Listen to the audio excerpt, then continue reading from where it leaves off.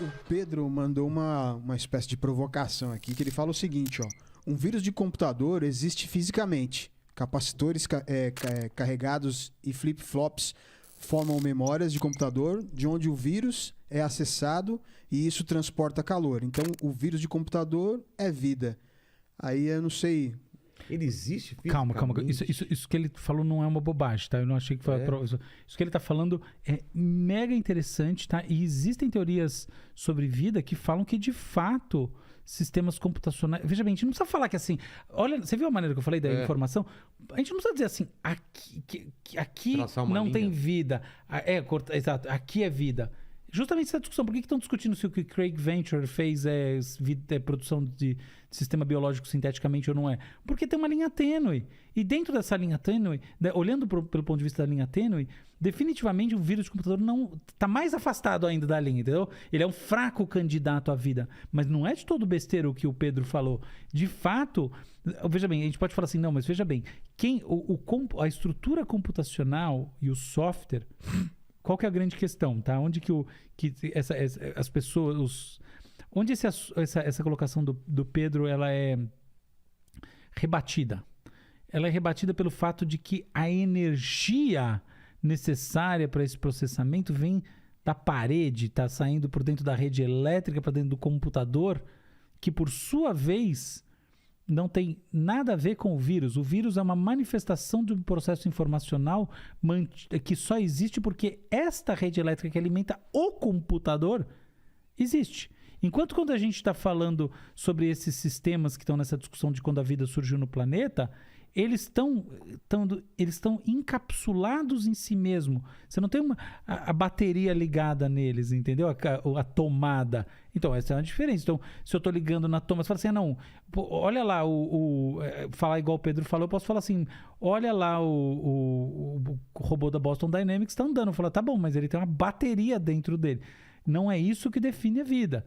Mas, de fato, é possível se pensar em estruturas, olhar, por exemplo, assim, a replicabilidade dos vírus, a transformação, tem uma série de vírus de computador que se transformam, acho a propósito desse assunto maravilhoso, que se transformam ao longo do tempo, hoje em dia, sozinhos, tem processos darwinistas, de base darwinistas, em vírus computacionais, tem um monte de coisa assim. Por esse ponto de vista, não é um candidato total por causa dessa questão que eu estou falando da energia, portanto, para se manter ativo em relação à entropia do sistema como todo, ele precisa da eletricidade que vem da parede. Como a gente precisa do oxigênio, não é a mesma coisa? A gente precisa do oxigênio mais do que isso. Exatamente, o oxigênio e a comida. Mas a gente tem o que Maturana e Varela, que são dois grandes pensadores, falavam, nós somos sistemas autopoiéticos. A vida é autopoiética. O que quer dizer isso? A vida em si mesma traz as condições para manutenção disso. A bateria da vida está dentro dela. Tem o ciclo de Krebs, entendeu? Sim. Bateriazinha está dentro. O computador ele pega assim, ele não gera a própria energia. Você fala, não, mas põe uma placa solar ele vai gerar. O computador sim, mas o vírus não. Se o computador com a placa solar estivesse reproduzindo, gerando outro computador, eu vou te falar que ele está andando nessa fronteira da vida sim. Simples assim. Então, vida é isso. Então, essa é a ressalva ao ponto do Pedro, que é muito interessante. E o vírus dentro de você? Claro que é vida. É vida também? Sim, é uma vida... Claro que é vida sim. Ele anda na fronteira, ele tá pro lado da vida, tá? Pensa que a gente tá aqui falando aqui. E essa fronteira é toda esfumaçada, tá? Tem um mega desvio padrão em cima dela, tá? Ela é uma tirinha e tem esse guardanapo aqui, fica tudo meio opaco. O vírus do computador tá bem para cá, mas ele tá nessa linha. Não é uma besteira isso.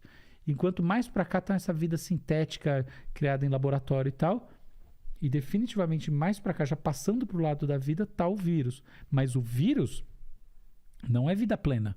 Ele também tá pisando na linha, tá bom? Depende se você tá jogando futebol ou basquete. Por quê? Porque o vírus não existe sem o seu hospedeiro, né? Quer dizer, não é que ele não existe. O vírus não tem atividade de vida ou atividade biológica sem o hospedeiro. Então o vírus está pisando na linha. Só que ele está pisando mais para esse lado. Enquanto esses sistemas sintéticos do Craig Venture, que eu falei para provocar, criou a vida, que não é, como você está vendo, não é isso, está mais para esse lado. E o vírus computador está mais para esse lado. E em última análise, os sistemas inorgânicos estão mais para esse lado. Mas é um continuismo. Porque a gente tem um monte de coisas, a gente precisa, inclusive, de elementos inorgânicos para poder se manter vivo. Então, quer dizer, não é bem assim, entende? Aí a gente entra numa abordagem que eu acho que é mais valiosa do que tudo, que é entender que existe uma pan-existência. A gente está muito conectado ao universo. Esse papo não é abraçar a árvore, somos hippie. É tipo de verdade, entendeu? Então a gente tem as coisas inorgânicas, a gente tem esse caminho que passa aqui, uma área de indefinição. Isso aqui ela vai... Você não consegue dizer direito onde que de fato é o corte da vida e tal. E você vai avançando até o momento em que você morre. E aí você tem a perda dessa vida, só que você morreu. Para pensar uma coisa. Você morreu e os elementos orgânicos organizados que estão em você vão ser os elementos constituintes das próximas vidas. Então também não é bem assim. Então...